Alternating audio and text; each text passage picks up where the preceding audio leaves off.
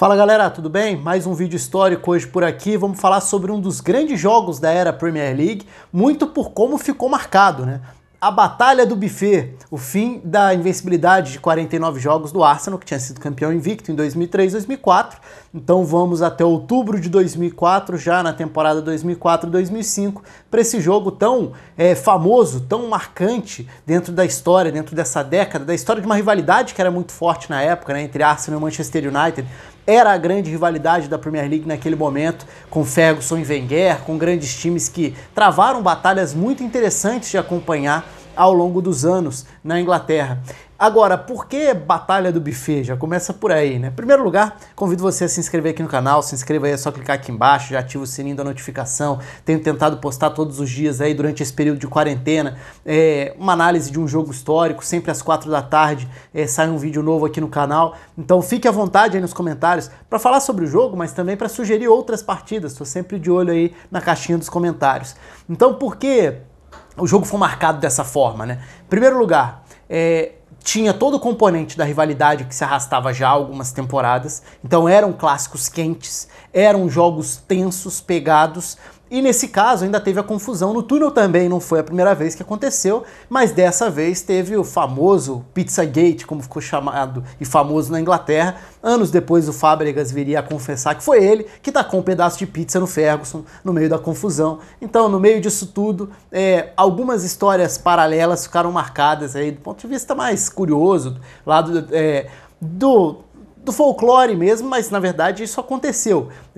São capítulos importantes, mas obviamente o que era mais importante estava dentro de campo. E dentro de campo era um Arsenal invencível, imbatível dentro do cenário da Premier League, pelo menos era o que acontecia nos anos anteriores, se a gente pegasse desde o início daquela arrancada. Então o início de 2004-2005 também tinha um Arsenal mantendo a invencibilidade, tinha largado bem a temporada também depois do título invicto, que tinha sido fantástico, com 26 vitórias e 12 empates, isso 2003-2004, mas foi enfrentar o Manchester United em Old Trafford, era um dos jogos mais esperados. Na temporada do título, em 2003-2004, o Arsenal empatou os dois jogos com o Manchester United, é bom lembrar disso também, e aí chega o jogo 50, que seria o jogo 50 dessa invencibilidade histórica, né, a maior série invicta da história do futebol inglês, da história do campeonato inglês, e aí vem a derrota. Agora, como que isso se deu, né? Olhando para as escalações, falando obviamente da questão de campo, o Manchester United tinha o desfalque do Roy Keane, o Arsenal tinha o desfalque do Gilberto Silva para ficar em peças mais importantes.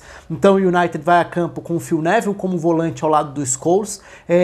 Do outro lado, o Liverpool vai a campo com o Edu jogando ao lado do Patrick Vieira. E o Pires fica no banco de reservas. O Reis foi a opção para iniciar o jogo pelo lado esquerdo. E aí é importante dizer, né? O jogo foi marcante, o jogo foi histórico, mas o jogo não foi dos mais bonitos, não foi dos mais bem disputados na bola, porque foi um jogo muito violento. Foi um jogo muito pegado e que passou em vários momentos do ponto, tanto que o jogo também fica muito marcado, muito mais pelas questões de arbitragem, pelas discussões, pelos cartões que não foram dados, pelas questões de pênalti, do que necessariamente por ter sido uma bela partida. Então é um jogo em que o tempo inteiro tem alguém passando do ponto nas entradas, nas divididas, nas disputas, e esse talvez seja até um dos ingredientes para esse jogo ficar tão marcado, já que não foi necessariamente pela bola. Com bola rolando, o Arsenal foi o time que teve maior qualidade para trabalhar a bola, era superior principalmente dentro do primeiro tempo. O United tentava saídas mais longas, então a não ser quando a bola passava pelos Scholes, que dava um pouco mais de pausa, o time se livrava muito rapidamente da bola, fosse lançando para tentar acionar Rooney e Van Nistelrooy na frente, e o Rooney sem conseguir aparecer no primeiro tempo, o Van Nistelrooy até fazendo um ou outro pivô, tentando, mas tendo dificuldades nos duelos, por exemplo, com o Sol Campbell, né, que era um excelente zagueiro de muita força física também.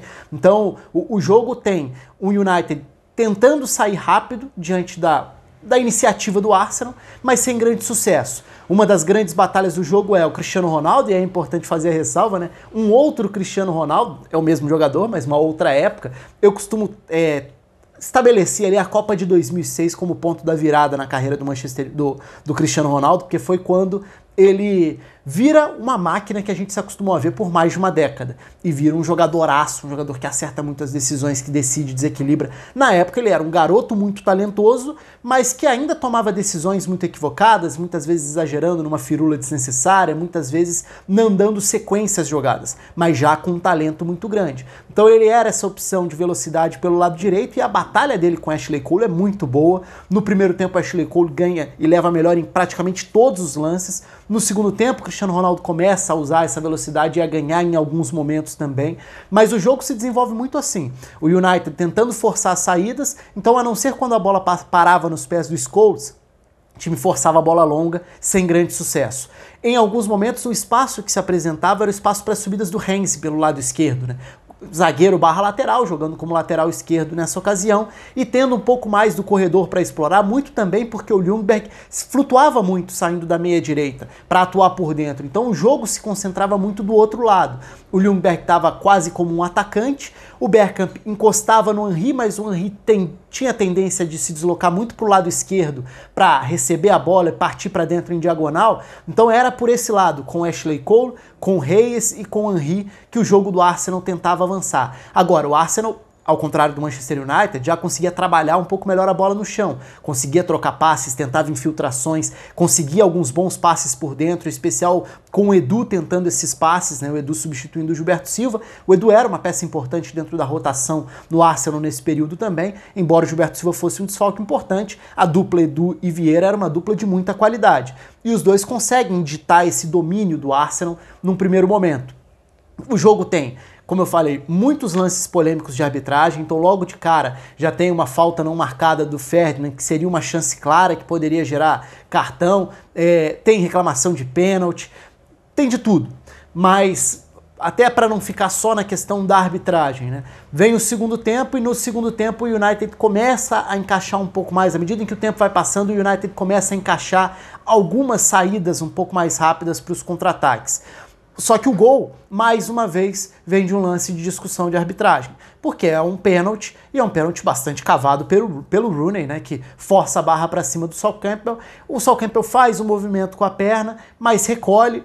Eu até hoje acho que não foi pênalti, é um lance que até hoje muita gente discute, acho que a maioria considera que não foi pênalti, que não foi bem marcado, mas o fato é que foi marcado, e o Van Nistelrooy abre o placar para o Manchester United dessa forma. Então, de novo, a arbitragem do Mike Riley estava em destaque, de novo, o jogo passava muito por essas decisões. E outras várias entradas que poderiam, em outros tempos, se fosse mais para hoje em dia, seria um jogo para várias expulsões, pelas entradas, pela força desproporcional de várias das entradas. Na época a arbitragem foi deixando isso passar, mas tirando essa questão, tem o pênalti, né? Obviamente é um lance determinante para o placar, como eu disse, para mim foi mal marcado. Logo na sequência tem um lance que foi muito mais pênalti, que foi do Cristiano Ronaldo arrancando na linha de fundo pela direita, fazendo o drible para dentro, ele sofre o contato, o árbitro não marca. Enfim, tem lance para reclamar para os dois lados, embora o Arsenal naturalmente se sinta mais prejudicado, até pelo fato do gol ter nascido diretamente de um erro de arbitragem, ou no mínimo de um lance discutível. O fato é que a partir do gol, o Arsenal teria que se lançar ainda mais, já era o time que tinha a iniciativa, e o United, o Ferguson começa a fazer substituições pensando em proteger um pouco mais a sua marcação. Então o Arsenal abre mão do Reis, coloca o Pires, troca um meia pela esquerda por outro, coloca em campo o titular daquela posição, né? O Reis fazia parte dessa rotação também, mas muitas vezes era até o segundo atacante, era quem encostava no Henry, e não necessariamente o meia pela esquerda como ele começa nesse jogo. E o Ferguson responde colocando fôlego novo e maior proteção. Então ele abre mão do Cristiano Ronaldo, coloca um Alan Smith, ex-Leeds, para fazer a meia direita. E aí ele marca numa faixa um pouco mais recuada, tenta fechar um pouco esse lado que o Pires trazia da esquerda para dentro, que tinha o Henry forte na ponta, que tinha o Ashley Cole se mandando cada vez mais, e o Alan Smith entra para fechar esse lado da marcação. Outra substituição é o Zaha, que tinha se destacado pelo Fulham, né? Chegou ao Manchester United depois de fazer muitos gols com a camisa do Fulham. Ele entra na vaga do Van Nistelrooy, então vira um jogo do Arsenal no campo de ataque contra o Manchester United se defendendo para sair rápido. E é exatamente assim que sai o gol do 2-0, né? Uma bola viva, aliás, é depois de uma dividida duríssima no meio-campo também do Zaha com o Pires, né? Dois franceses. A bola fica viva, aí depois tem a recuperação, e na recuperação Giggs, Zaha, Alan Smith e Rooney. Todo mundo participando, né? O quarteto ofensivo do Manchester United participando, o Alan Smith se projetando num corredor que já não tinha o Ashley Cole fazendo a recomposição, porque nessa altura ele já estava quase como um atacante pelo lado esquerdo, e o United chegou ao gol do 2-0. E muito no contra-ataque, que era a estratégia que o Ferguson tinha adotado para essa reta final de jogo. As substituições funcionam, a estratégia funciona, e o United sacramenta a vitória por 2-0. Um jogo muito importante para a história, porque quebrou a maior sequência invicta da história do campeonato inglês. Ali acabavam os invictos, os invencíveis do Arsenal, depois de 49 jogos sem perder, depois de um título invicto, algo inédito na era Premier League, que antes só tinha acontecido com o Preston North End lá atrás, em 1889. Então o Arsenal tinha marcado seu nome na história com o título invicto em 2004. Meses depois veio a primeira derrota na Premier League, depois dessa série enorme, justamente para o Manchester United do Ferguson, num jogo quente dentro de campo, num jogo quente fora de campo, que teve arbitragem confusa, discutida, e que teve também a famosa batalha do buffet, como eu falei antes, como ficou marcada a guerra de pizza que aconteceu no túnel, com Fábricas jogando pizza no Ferguson. Enfim, um dos capítulos importantes dessa rivalidade, desse trecho da Premier League. Se a gente pegar ali final dos anos 90, início dos anos 2000, nenhum confronto era mais quente na Premier League do que Manchester United e Arsenal, e esse certamente é um dos mais marcantes. Conto aí com os comentários de vocês sobre o jogo, sobre a confusão, sobre a arbitragem e outras sugestões de jogos também. Um abraço para todo mundo e até a próxima.